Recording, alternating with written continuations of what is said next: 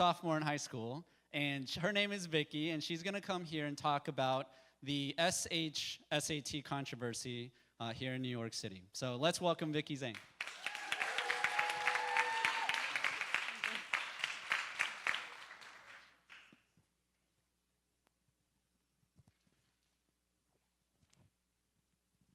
Good evening. My name is Vicki Zheng, and I'm a proud STI reject. That's why I'm wearing a Bronx Science hoodie. I feel like a lot of the focus on the SHSAT controversy is directed on Stuyvesant. In fact, the other day, I was reading a New York Times article that's titled begun with, "Stop Fixating on One Elite High School, Stuyvesant."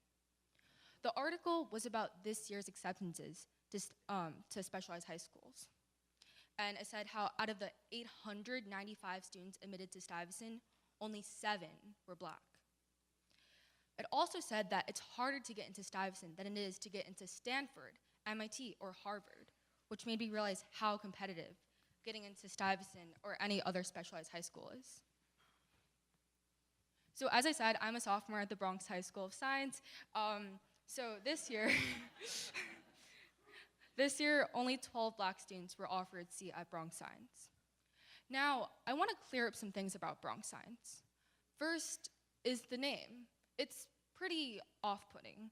Some people hear Bronx and automatically stop listening. Others hear science and stop listening. I was both of these because I don't like science, and just like the location of Bronx just is like, ugh. So, however, what I learned is that the commute to Bronx Science is honestly not that long or bad. It takes me about an hour to get there, and I use that time wisely, meaning I sleep. The location of our school is also pretty safe, thanks to the police officers at the 4 train station, which is the closest train station to Bronx Science, and also the other common transportation method, which is the valid bus system.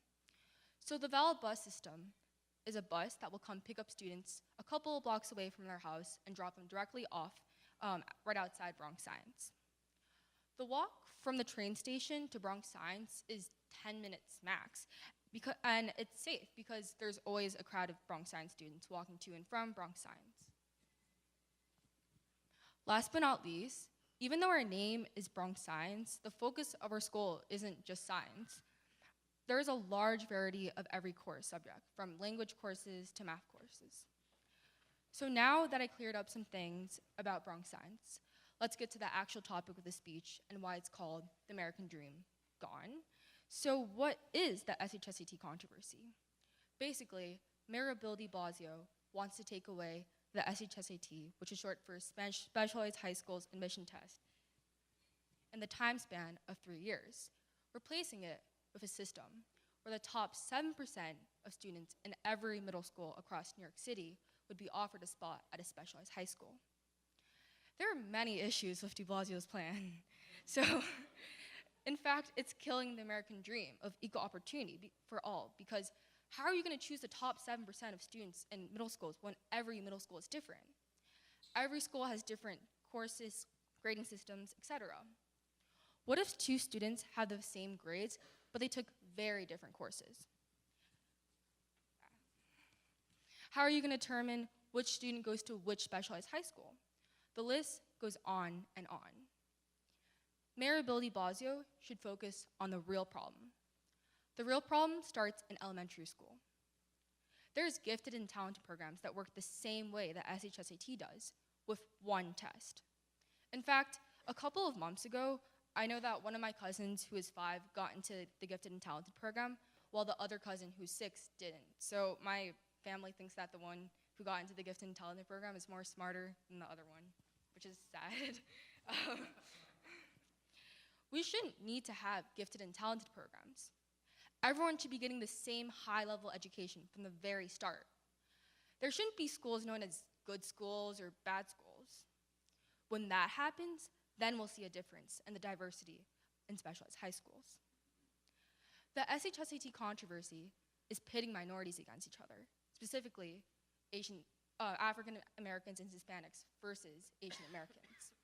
This is because Asian Americans make up the majority of specialized high schools.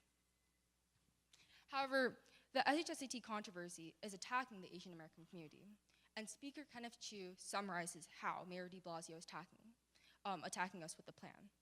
He says, he never had this problem when Stuyvesant was all white. He never had this problem when Stuyvesant was all Jewish. All of a sudden, they see one too many Asian and they go, hey, this isn't right. So basically, whites used to be the majority of specialized high schools, and Black and Hispanics were still the least amount. But then Mayor Bill de Blasio decides to tackle the problem when Asians are the majority of specialized high schools. Another reason the taking away of the test is attacking the Asian American community is because people think that Asians are smart and can easily get into specialized high schools. Why? Because Asian Americans are known as a mono-minority. Here is a slide to show you what mono-minority means and does. In this slide, you see someone cleaning a trophy that says #1 minority, while the other person is upset. Mono-minority was created to say that Asians do well because we're part of a group of naturally high achievers who are highly educated and highly successful, a model to which other racial minorities should aspire. Also, mono-minority just fits into stereotyping Asian Americans. Stereotyping makes me overthink in everyday situations.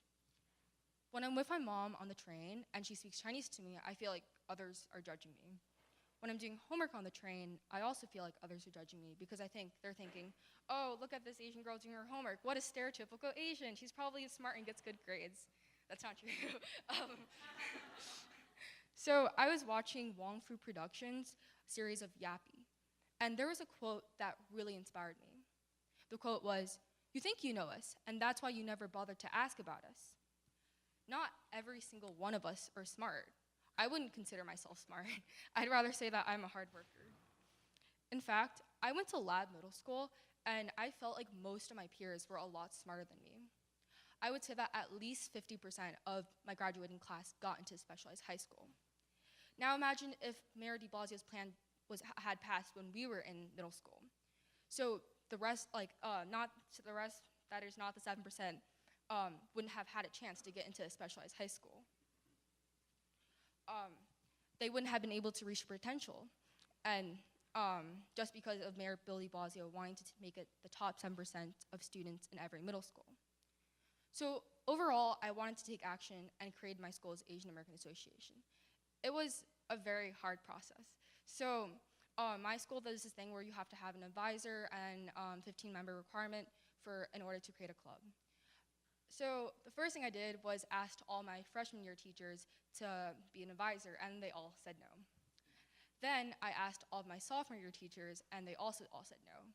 I was getting desperate because it was the day before club applications were due, so I went around the school after school and just asked every single teacher to be an advisor, and they also all said no. So that night, I did something kind of risky, I would say, because I email blasted every single teacher in the school, including security guards and school aides. And I didn't BBC it either, I just sent it out, so they saw that. So they all said, oh, sorry, I can't do that. Oh, and then I remember one teacher saying pass. So that was very nice of that teacher. But the day of when applications were due, my guidance counselor emailed me back saying, oh, I'd be interested. So my co-president and I met with her that day, and she agreed to be our guidance counselor, our club advisor. And it was a very nice moment. I was so happy that I started crying. Yeah.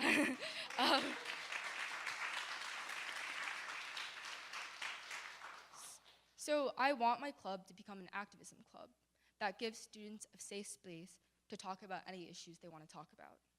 I also want to have a mentoring program so that we can try to help incoming freshmen with any problems that they're having. Thank you for listening to my story.